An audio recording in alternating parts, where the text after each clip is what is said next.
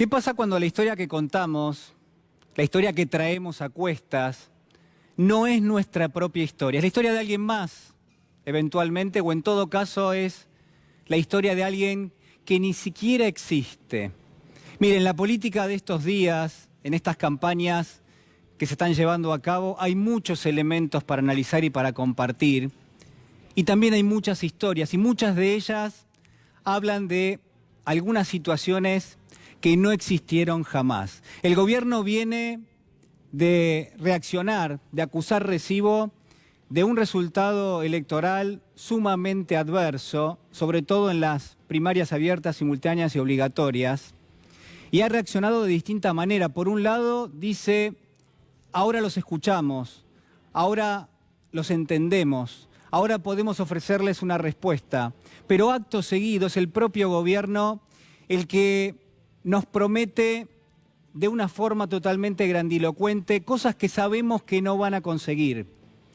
Cosas, objetivos, promesas que seguramente se van a desvanecer en el aire de un momento a otro. Pero quizás el rasgo fundamental, lo que quiero comentarle esta noche, es otra de esas respuestas, la que termina atando una historia reciente, un relato, algo que el gobierno ofrece y que tenemos la intuición de que eso nunca pasó, con la promesa de lo que viene, con la promesa de aquello que va a tener lugar si usted lo vota al gobierno, si el gobierno termina reeligiendo.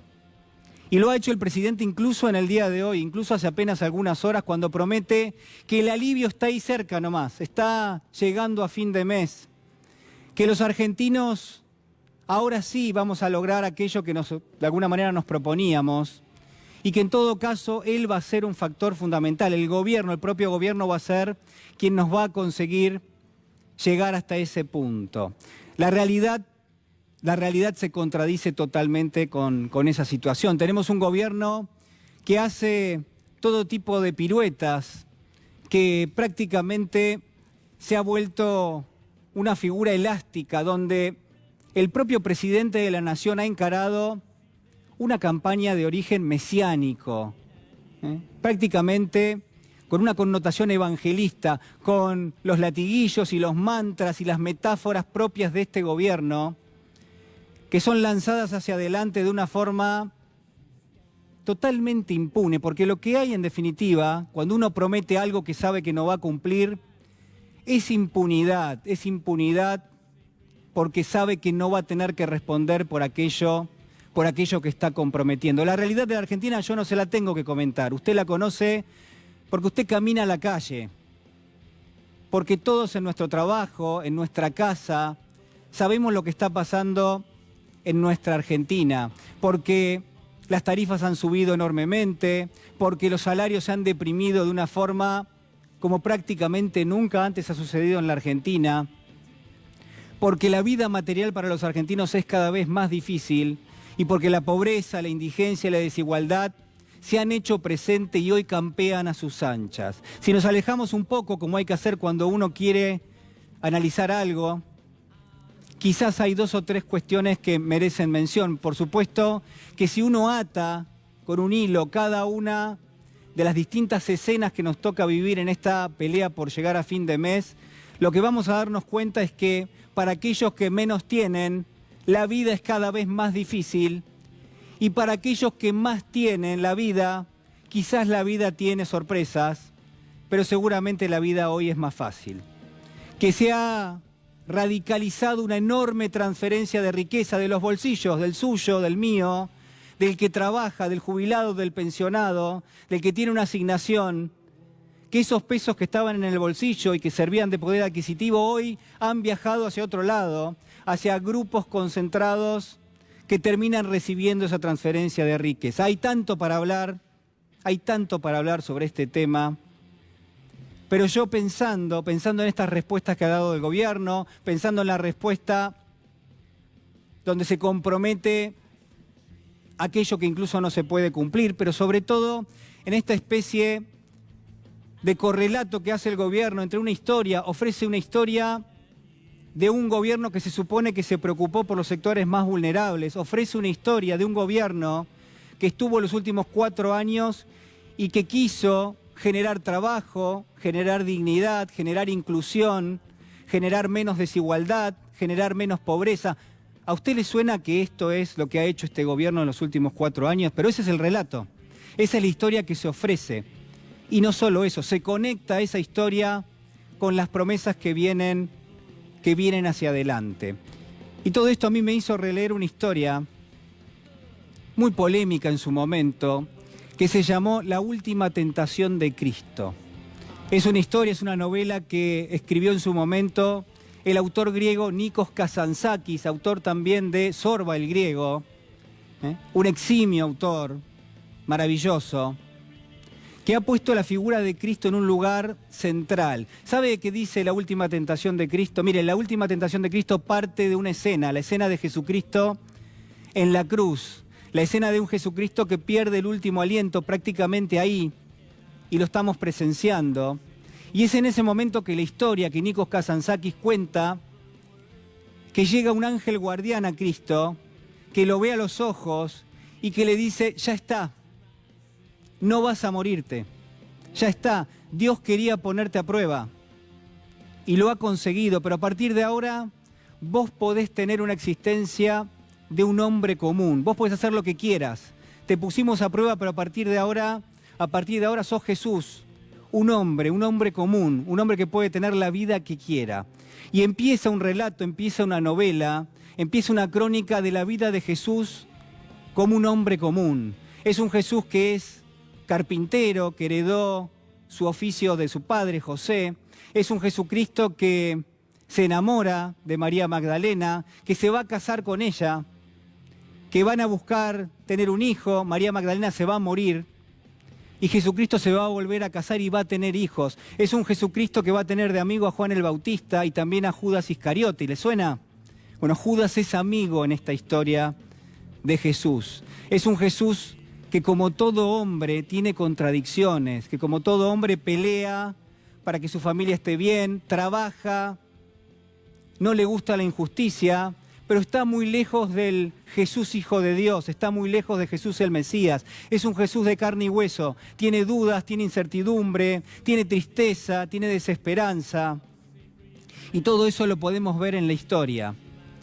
El dato fundamental, el elemento que quiero compartir con ustedes esta noche, se aloja casi al final de la historia, cuando después de vivir toda esa crónica, después de vivir toda esa vida de Jesús como hombre común, nos damos cuenta, y es el propio Jesucristo el que se da cuenta, que el verdadero Jesucristo, que el verdadero personaje, está siendo realmente crucificado en la cruz, que se está por morir, que todo ha sido un sueño que ha tenido en esa cruz donde está a punto de morir, que él se tentó, que lo tentó alguien, que lo tentó un ángel guardián o quizás el diablo, y le dijo, mirá, vos podrías haber sido esto, un hombre común, un hombre que se enamora, un hombre que tiene deseos, un hombre que tiene tristeza, pero nada de todo eso pudo tener lugar.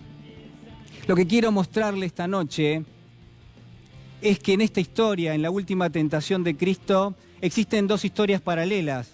Una la del verdadero personaje, la otra la que se inscribe permanentemente a lo largo de toda la historia. Y es entonces que nos preguntamos, bueno, quizás, ¿cuál de las 2 es la realidad?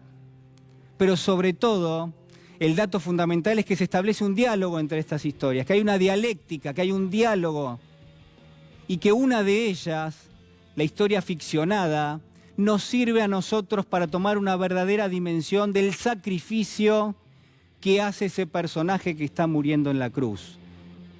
¿Qué fue lo que Jesucristo terminó resignando para transformarse en ese Hijo de Dios? Esto es lo que cuenta Nikos Kazantzakis. No solo ese sacrificio, no solo la estatura, el volumen que tiene en términos filosóficos, que Jesucristo pudo haber sido un hombre común y que Él tomó la elección y la decisión de no serlo.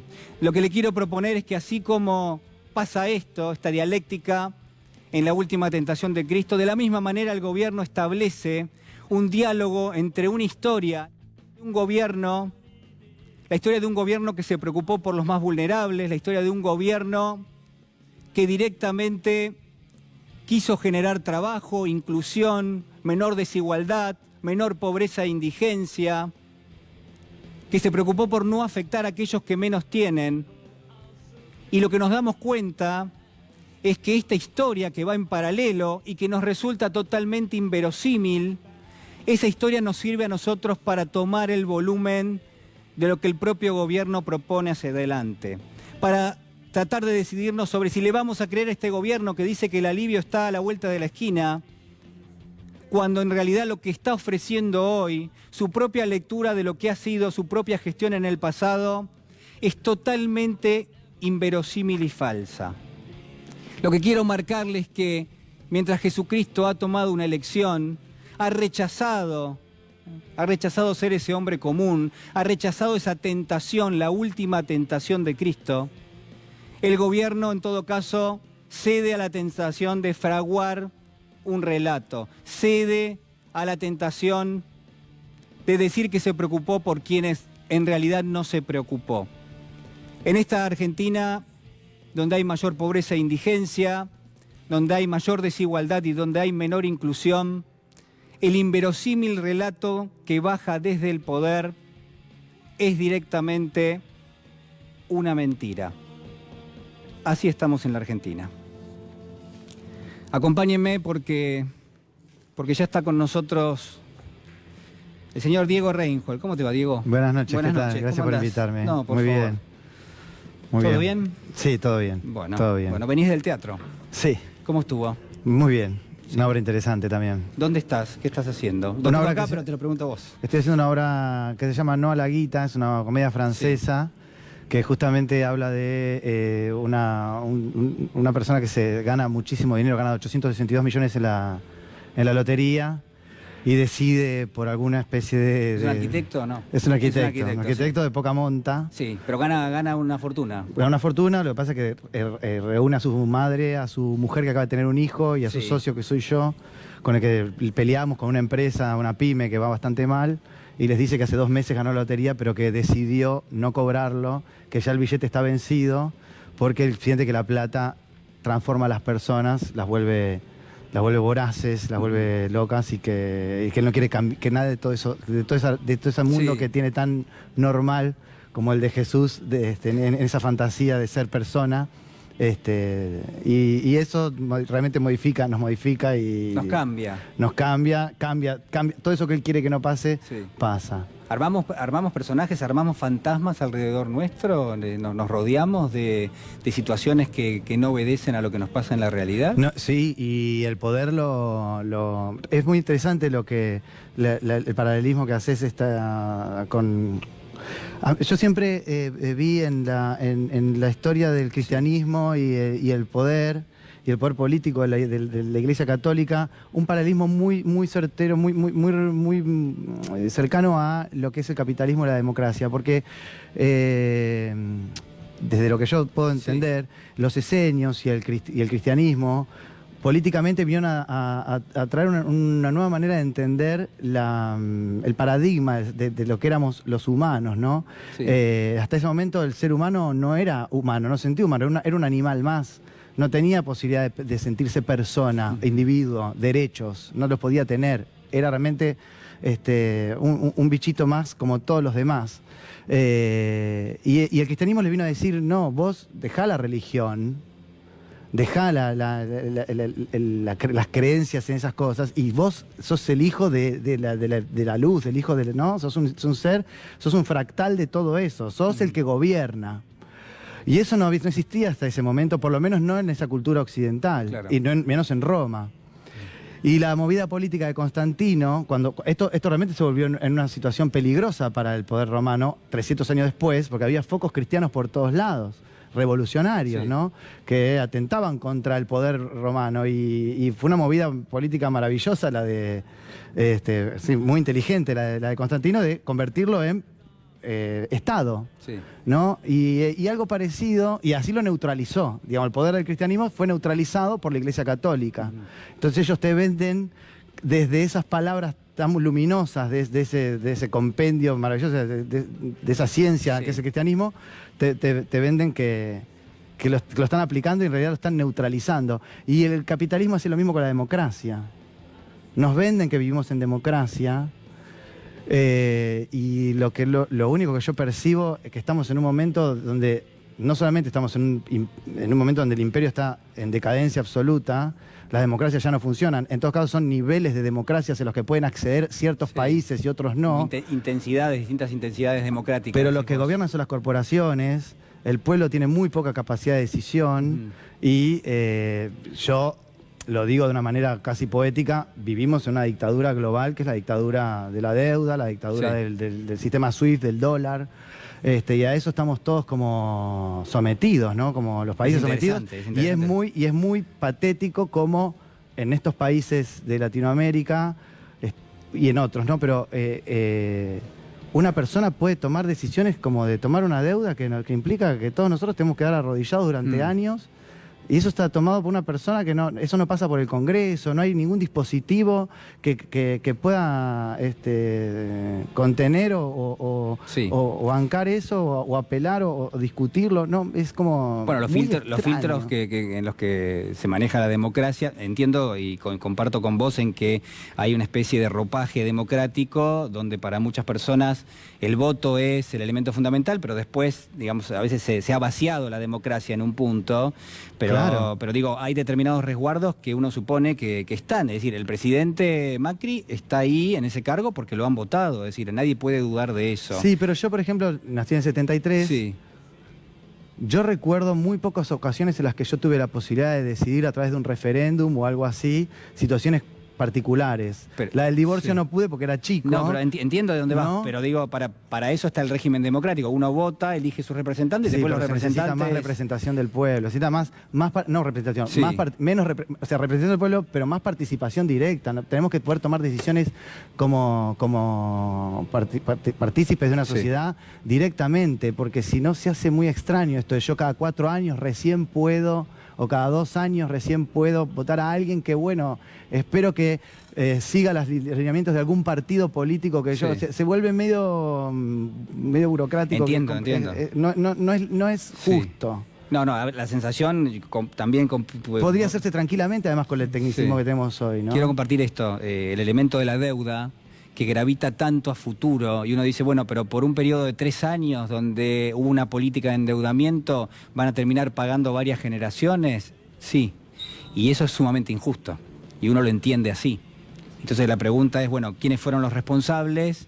En todo caso, ¿cuál es la participación dentro de esa responsabilidad? Y ¿cuáles son los recursos que quedan para tratar de atenuar esa situación? Pero la realidad es que no parece haber mucho de todo eso. Habiendo vivido muchísimos procesos de toma de deuda desde que nací, y viendo cuáles fueron las medidas que se tomaron para investigarla o para juzgarla, me siento un poquito escéptico. Ojalá que sí, pero me siento un poquito escéptico. Sos un gran observador de la realidad. ¿Cómo estás viendo, no sé, digo, a los chicos? ¿Cómo estás viendo a las familias en general? Vos tenés contacto con todo el mundo, digamos, tenés tu público también que te va a ver al teatro. Digo, ¿qué es lo que estás viendo en estos últimos años? ¿Y qué es lo que no querés para los próximos? Yo tengo mis utopías, ¿no? Sí. Podría hablar de eso. Pero más allá de eso, yo trabajo en los teatros, en la calle Corrientes, y tomo el subte, y salir del subte y tener que levantar la pierna para esquivar a una persona que estaba, y después a otra, y a una familia, y ver la situación en la que se ha convertido todo esto. La calle Corrientes está, y no sé de otras, digamos, por la que circulo yo, es una tragedia lo que se ve. Y entiendo que hay hambre y que los pibes están malnutridos. Me parece muy injusto, me violenta. Sí, yo creo que a todos nos violenta, ¿no? Siento que alguien tiene que hacerse responsable de esto y que hay que darlo vuelta, pero que hay que darlo vuelta además de una manera categórica. ¿La política sirve para esto? Sí, claro, yo siento que sirve, pero también necesito que sea una política revolucionaria. ¿En qué sentido? y que se puede negociar ya hasta ahí. Necesitamos que realmente venga una fuerza fuerte que pueda establecer lineamientos que sean concretos y que tengan el poder de sostenerse durante el tiempo respecto de el bien común, Claro. ¿no? Y que todos tengamos las mismas posibilidades de ser, de desarrollarnos. Siento que hay mucha conspiración, siento que hay mucha manipulación en todos los sentidos. En todos los sentidos, desde a los chicos en la escuela, a lo que nos dicen por la televisión, lo que nos dicen desde las publicidades, desde la forma en la que nos instruyeron. Estás planteando un elemento ético en todo lo que estás diciendo. Digamos, Absolutamente. hay algo que es bueno y algo que es malo. Se necesita deconstruir Sí. estos valores tan duros y cerrados como los valores de la familia, la cultura del trabajo, los chicos a la escuela, los grandes al trabajo, los viejos en el cajón. Como que es una cosa Sí. tan dura, tan inamovible, donde nada te puede ser dado por derecho. El sacrificio, está en la Biblia. Sí, no, la historia del sacrificio El es... sacrificio, o sea, vos no te mereces nada si no es por una cosa a cambio, cuando en realidad hay gente que, los que justamente están todo el tiempo hablando de la cultura del trabajo. Vos hablas de la meritocracia y un poco lo que baja desde el poder, que es, bueno, cada uno tiene lo que se merece. Yo creo que la gente no vino a este mundo a trabajar, ni a estudiar, ni a nada de eso. Vino a este mundo a crear el mundo.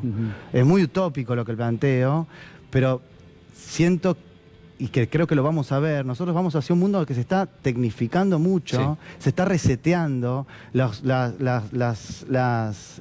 posibilidades de trabajo que va a haber en el futuro van a ser muy distintas a lo que nosotros conocemos como esa cultura del trabajo de la producción, y hay que poder empezar a entender que tenemos que decirnos entre todos nosotros que tenemos derecho a una parte de la torta más allá del sacrificio.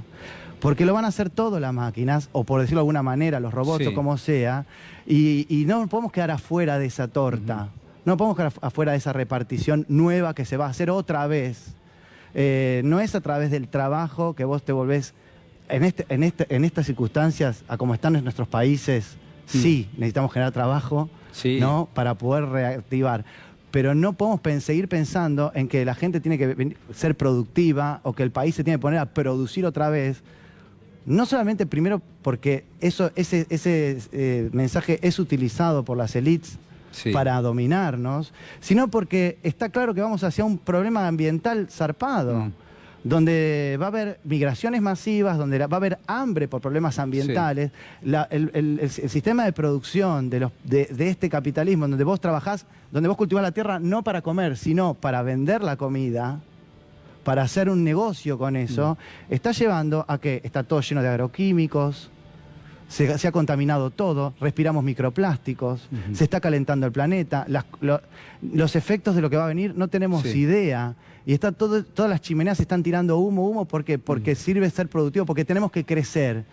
Una piba de 16 años puso en jaque a todo el mundo en las Naciones Unidas. Es un papelón. Sí, la verdad que lo que estás planteando creo que da de lleno en 2 o 3 puntos que son centrales y que nunca se llegan a hablar en televisión ni en ningún lado, que es Claro, no que el se habla en crecimiento televisión. no necesariamente es bueno, Exacto. porque lo que hace es replica de una forma mucho más violenta y más rápida de los deterioros que se generan en el mundo actual, digamos. Uno de ellos es el del medio ambiente. Si vos creces más rápido, estás haciendo un deterioro más rápido del medio ambiente. Entonces digo, crecimiento per se no es necesariamente una buena noticia. Lo que pasa es que para la Argentina, que está recesiva, que no crea puestos de trabajo, uno dice crecimiento y dice, bueno, por lo menos alguien crea un puesto de trabajo. Lo entiendo perfectamente. Pero entiendo lo que vos estás planteando. Pero ojo, porque este crecimiento hoy no es el mismo mundo que hace 40 años. Por supuesto. Hoy el capitalismo, después de la Segunda Guerra Mundial, cuando se repartieron las cosas y se instaló el sistema SWIFT y todo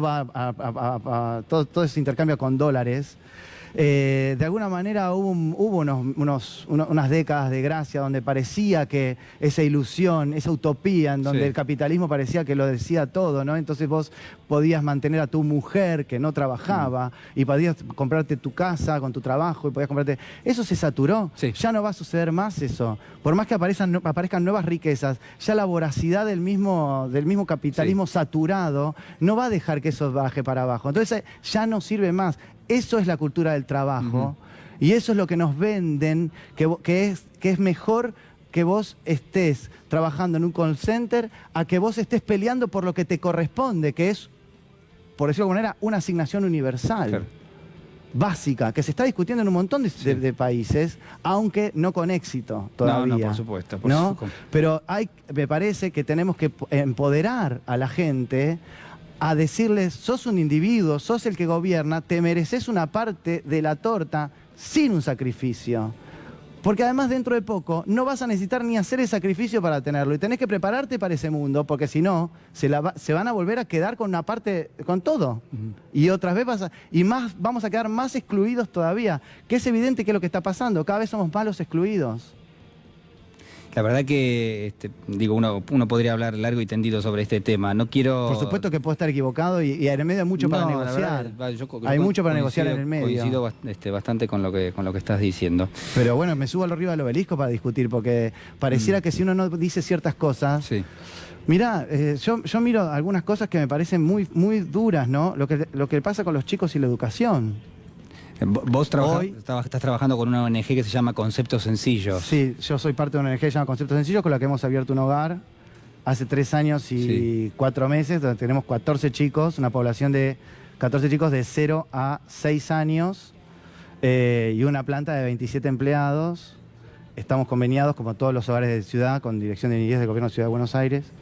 Y bueno, y hacemos lo que podemos, como podemos, hacemos mucho. Ya pasaron 50 chicos por el hogar, son chicos que están judicializados, institucionalizados, y bueno, y realmente nos cuesta mucho sostener el aparato del hogar, ¿no? Nosotros con esa subvención que tenemos nos alcanza para cubrir el 40% de lo que el Estado nos pide para tener en funcionamiento, para tener, ¿no? ¿Y qué se necesita? Y se necesita dinero. Directamente. Sí, se necesita dinero. Se necesita dinero, tengo que pagar los sueldos, tengo que pagar la luz, son 20 lucas y pico de luz que vienen por mes, tengo que pagar los remises, tengo que pagar las terapias de los pibes, situaciones complejas, fortuitas que aparecen en el hogar. ¿Tenés un punto de contacto, digamos, podemos dar algún detalle de contacto? Sí, nosotros tenemos la posibilidad de donar a través de la tarjeta de crédito. Sí.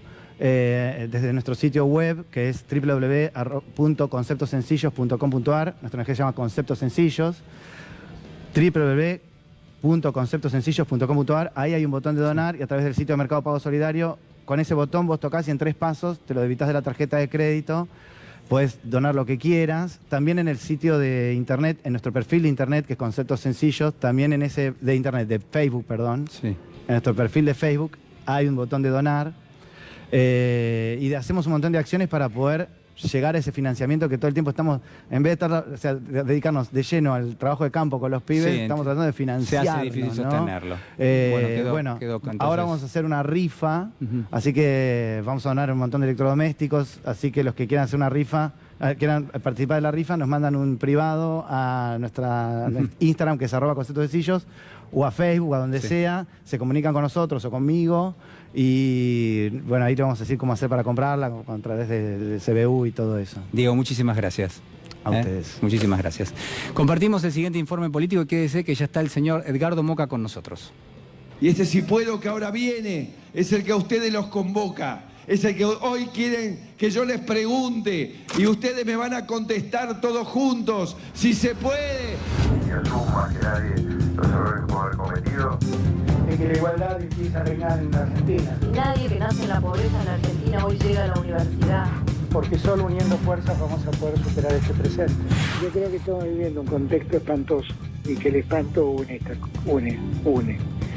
Ahora, lo que hay que garantizarse es que entendamos que después que el espanto lo superemos, entendamos que no podemos volver al espanto. Si se puede dar vuelta a esta elección, si se puede dar vuelta a esta elección. Si el pueblo votó así, es porque sabe que los responsables exclusivos, fundamentales de las desgracias que hay en el país, no es la oposición, no es el gobierno anterior, no es la economía mundial, no son los argentinos, se llaman Mauricio Macri y María Eugenia Vidal. Nos espera nuevamente el planteo casi clasista, estúpido. También podría el gobernador municipal entrar el saqueo. Entonces bajamos impuestos, las deudas son de niveles similares y pagamos los sueldos todos los meses. Y eso es administrando con honestidad. Y si esto sigue así, el problema es que las pymes vamos a seguir cayendo y no va a haber quién pueda pagar esa deuda después, que va a generar un problema mayor, que es un problema de empleo. Y la contracara de todo esto, ¿no? Pues estamos hablando de la economía formal, la contracara es la economía informal. Ustedes saben que el propio INDEC muestra que prácticamente el 50% del capital está ocioso, ¿no? Y está ocioso no porque no tenga ganas de trabajar, está ocioso simplemente porque no hay demanda suficiente y uno no produce en una economía de mercado, no se produce si no hay demanda. Presentar esta denuncia contra el presidente de la Nación. Sí, la verdad que sí, porque vi como muchos otros neuquinos y neuquinas la flagrancia de delito. Macri vino utilizando bienes públicos, gastando dineros del erario público, que aproximadamente son 3.600.000 pesos, lo que podemos calcular de los gastos de transportar el avión presidencial, el helicóptero presidencial. Que la ciudadanía conozca cómo con fondos públicos están tratando de comprar votos con las necesidades de la gente. En distritos gobernados por... Bueno, muy bien, ahí ustedes estaban viendo el informe político. Lo tenemos con nosotros al señor Edgardo Moca, politólogo, periodista, académico, conductor. ¿Cómo estás, Edgardo? Buenas noches. Muy bien, un gusto estar acá. Bueno, igualmente de tenerte con nosotros. Yo decía más temprano, el presidente en el día de hoy prometió que el alivio está ahí nomás, digamos, que es a fin de mes ya va a llegar. A ver, ¿se puede deconstruir un poco esto, lo del alivio, la promesa? Digo, ¿qué te parece? ¿Qué es lo que pasa? Es muy difícil de construir algo que está sostenido en el aire, que no está sostenido por nada. Estoy pensando que en pocas horas vamos a asistir a un nuevo debate entre candidatos. Sí. Yo soy de la opinión de que para que esos debates tuvieran sustento y tuvieran importancia, tendrían que empezar por un balance del debate anterior. Macri dijo estas cosas en el debate anterior, las volvió a repetir con el tiempo, dijo distintas cosas siempre en este tono, en un tono muy particular, porque no hay explicación alguna. Ahora estamos muy mal, él reconoce que está mal y que escuchó. Y dice que mañana vamos a estar mejor. Lo que no dice es por qué estamos mal ahora y cómo vamos a hacer para estar mejor mañana. Es decir, es una experiencia quizás nunca vista de... Todas las campañas electorales tienen un contenido de promesas y está bien que lo tengan porque es de alguna manera un lazo entre el ciudadano y el candidato en el sentido de qué puede esperarse de ellos. Pero hay un problema en las prácticas de este equipo, del grupo gobernante desde el 2015 hasta acá, sí, que es el vaciamiento sistemático de la palabra. Yo a vos te digo, mirá, Julián, mañana vamos a hacer un programa en tal lado. Y vos me venís a buscar mañana y ni estoy, ni sabés cuándo va a ser ese programa. La cantidad de escenas que han armado. Por ejemplo, yo digo... Hubo un momento que se habló de los precios esenciales. ¿Quién se acuerda hoy de los precios esenciales? 2 semanas después sacaron un acuerdo de 10 puntos que querían que la oposición aprobara. ¿Dónde están esos 10 puntos? ¿Qué son? ¿Quiénes los aprobaron? Es una fábrica de burbujas. Y es una fábrica de burbujas que fue exitosa. Pero las burbujas tienen un límite que es la materialidad, que es la persona que no llega a fin de mes, la persona que le llega una factura que es impagable. Ahí se mueren los mejores diseños. Estos tipos tienen efectivamente un personal hiperespecializado en la publicidad. Saben más de publicidad que de política. Entonces han terminado por llevar a las últimas consecuencias el género publicitario, que es hacer creer que el producto que vendes es el mejor del mundo, aun cuando la práctica del consumidor demuestre que es un producto más. Eso siempre tiene un límite y se llegó. Yo creo que más interesante que pensar en estas palabras vacías de Macri es pensar el país que viene, porque ya esto fue, no tiene... Digo, dentro del alcance lógico, yo no quiero dar por cerrado, todavía no se votó, creo que no es responsable decir cómo van a salir las elecciones, pero hay un clima político, social, espiritual en la Argentina que dice esto no va más, ni un día más después del 26. Y si tuviésemos que plantear en esta mesa de trabajo, digo, ¿cuáles son los 3 o 4 elementos que te parece que tienen que estar presentes de ahora en adelante en la Argentina, en términos políticos y en términos sociales? Digo, ¿en qué estás pensando? Yo creo que hay que pararse en el mundo real. Hay que dejar de creer en un mundo mítico que con sus inversiones va a poner a la Argentina en pie, como se dijo durante todos estos años. Hay que pensar una vez más, porque esto tiene un cierto efecto cíclico en la Argentina. Hay que pensar una vez más en una Argentina fuerte, en una Argentina en desarrollo, sostenida por el trabajo, sostenida por el consumo. Yo entiendo toda la lógica que acabamos de escuchar y con la cual tengo una empatía muy profunda, pero estamos en una coyuntura concreta donde hay gente que está sufriendo y pasándola muy mal. Entonces, esta etapa que viene tiene un plexo fundamental que es la reparación. Y esa va a ser la pauta con la que se va a medir al nuevo gobierno. ¿Cuánto se repara y en qué tiempo se repara un daño tremendo? Y a partir y en medio de la reparación hay que construir el nuevo contrato, que no es cuánto pago de salario, cuánto invierto, no es solamente eso, es qué tipo de país, incluido qué orden político tiene que regir en el país para que este vaciamiento de la democracia no sea más posible. En 1983 los argentinos y argentinas dijimos nunca más al terrorismo de Estado, nunca más al avasallamiento de los cuerpos, a la persecución, a la muerte, a la desaparición. Y yo creo que madura un nuevo nunca más, un nuevo nunca más que diga nunca más al desenfreno especulativo, a la usura irresponsable, a la entrega del patrimonio, a la manipulación de la opinión, al sufrimiento innecesario de millones y millones de argentinos.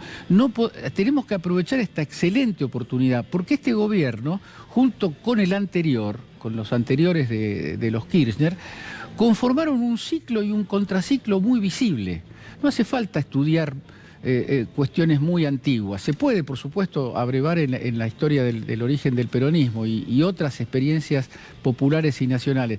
Pero el contraste entre los años de Néstor y Cristina Kirchner y los años de Mauricio Macri es una escuela acelerada para la sociedad argentina que creo que tenemos la oportunidad de aprovechar. ¿Qué puede pasar de ahora en adelante en términos políticos, ¿no? Digo, hay una fuerza que es el peronismo, una fuerza que está constituida por otras fuerzas internas, ¿no? Que todos se llaman peronistas, pero bueno, algunos tienen una afiliación más cercana a un pensamiento de centro-izquierda, otros parecen más de centro-derecha. Hay algunos que no son peronistas también. Y hay peronistas que no parecen y hay otros que uno se pregunta cómo lo fueron, como el caso de Miguel Ángel Pichetto, digamos, que ahí lo veíamos recién. La verdad que, digo, cada día las sentencias, las definiciones de Pichetto son cada vez más alarmantes, ¿no?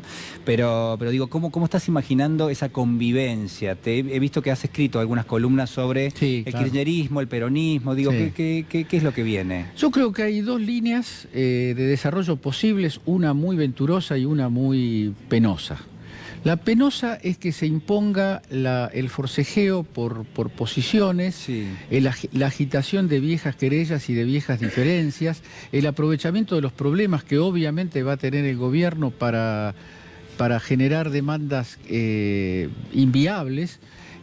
Un conjunto de fenómenos, como también veo como peligro la autocensura, la idea para no debilitar a Alberto no hay que hablar de la nueva Constitución, no hay que hablar de cuestiones del desarrollo más estructural.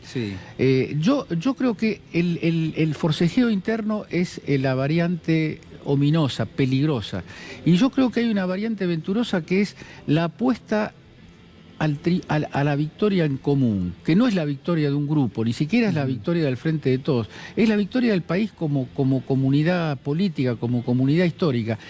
Y creo, aunque parezca un poco endulcorado lo que estoy diciendo, porque rápidamente alguien puede decir, en política siempre va a primar la lucha por los espacios.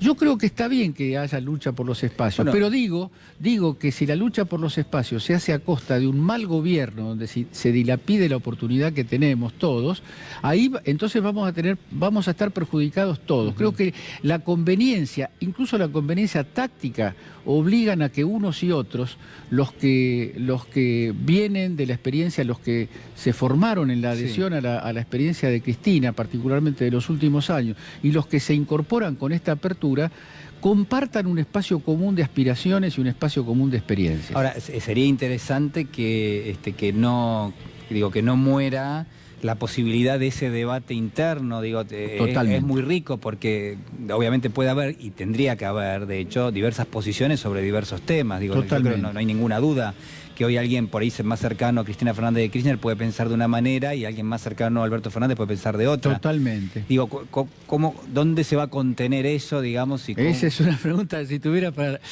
la respuesta estaría vendiéndola. Sí. Pero quiero decir... Pero sería sano tener eso. No, yo creo que tiene que haber múltiples espacios de debate. Sí. Se tienen que construir espacios políticos definidos en términos ideológico-políticos que converjan, pero que también sostengan sus propios proyectos más allá de estos 4 años, porque son 4 años. Recién escuchaba con mucha atención tu conversación anterior. Y hay preguntas que el mundo se está haciendo y los argentinos como parte del mundo singular, no podemos dejar de hacérnosla. Y eso no debería contraponerse a una actitud solidaria con un gobierno que va a tener sobre sí una enorme presión, una sobrecarga de demanda sobre su experiencia. No, creo que no es así. Creo que uno puede decir, yo empujo, pero quiero, más que esto, quiero una nueva constitución donde, por ejemplo, vuelva a regir claramente el principio de que la propiedad privada solamente tiene que existir en función de un objetivo social. Un modesto y reformista principio, pero que fue abrogado a punta de pistola en el año entre el 55 y el 57 y nunca más se pudo volver a colocar como eje del tipo de país que queremos ser. Y esto no es necesariamente una definición de orden ideológico sectario. El Papa Francisco está poniendo estas cosas en el centro, la defensa del ambiente, la defensa del ser humano, la viabilidad del planeta. Digo, cosas que son preguntas muy, muy extremas y que este proyecto, esta catástrofe que estamos viviendo los argentinos es paradójicamente una gran oportunidad para poner el debate en un nivel superior. Es muy impresionante lo que está pasando, ¿no? Donde hay quienes ven, por ejemplo, vos mencionabas recién el medio ambiente, también Diego Reinhold hace un ratito. La verdad que uno puede discutirlo como parte de un contexto donde es un elemento más a discutir o a analizar, y hay quienes dicen, no, este es el foco, digamos, porque si todo este sistema de producción, de distribución de la riqueza está generando este daño medioambiental, multiplicar la velocidad a la cual se produce, lo que hace es multiplicar el daño también. Claro, lo que pasa es que, completamente de acuerdo, eso que escuché recién me satisface. Hay que ponerle también los condicionantes históricos y geográficos. Claro. Porque desde los países poderosos del norte nos están tomando examen todos los días sobre cómo cuidamos el medio ambiente, y si uno hace el balance geopolítico del daño al medio ambiente, está colocado en los países centrales y particularmente en Estados Unidos. Entonces, yo digo, participar en esto Evo Morales ha dado también capitales que vienen de esos países a erosionar, digamos, las geografías de otros sectores, ¿no? Y que no cumplen las legislaciones locales y que se imponen a través del soborno y de la debilidad de las clases políticas de cada uno de esos países. Es un problema muy complejo. Yo creo que para contribuir, porque el medio ambiente incluye también a los seres humanos. Por supuesto. La idea de cuidar el entorno es inseparable de que los chicos coman todos los días, de que los padres tengan trabajo, de que se abran nuevas fuentes de trabajo, de que haya demanda. Yo entiendo que cualquier unilateralidad es peligrosa. Pensar que solamente vamos a resolver el problema dándole a la máquina del supuesto desarrollo es un problema. Pero hay instancias y hay coyunturas como las que vivimos los argentinos que tenemos que imponernos la regla de que todo el mundo tenga una vida básicamente satisfecha en cuanto a sus necesidades más concretas. ¿No? ¿Qué pensás digamos, de esta Argentina que parece ser hoy menos inclusiva? Cuando ha tenido una tradición de ser más inclusiva en algún momento. ¿Qué pensás de la educación, de la salud, de la justicia en la Argentina de hoy? Todo eso se engloba en un gran problema que ha tenido nuestra sociedad y que se ha ido agudizando y que en los 90 tuvo una especie de estallido, que es el problema de la privatización, el problema del vaciamiento de lo público. Yo estudié todo mi estudio, desde la primaria hasta la licenciatura y los estudios posteriores, en lo público. Mis hijos estudiaron, mi hijo y mi hija estudiaron en el colegio, en colegios públicos. En la época en que yo hacía la secundaria, los colegios públicos eran ejemplares. venían chicos que venían de las escuelas privadas y se tenían que adaptar al nivel de exigencias y al rigor de los estudios. Todo eso fue vaciado, y no fue vaciado solamente por la desidia de una clase política que la hubo. Fue vaciado en medio de un proyecto que es vaciar al país de los recursos básicos para su autodeterminación, para el ejercicio de su soberanía y para aplicar proyectos políticos adecuados a las necesidades del país. El último tramo de la historia argentina, los 4 años de Macri, son la apoteosis de eso, ¿no? Todos recordamos cuando Macri, en medio de las privaciones, los reclamos y la protesta, decía: nos abrimos al mundo. El G20 parecía que era el mundo que venía a rescatarnos de la pobreza.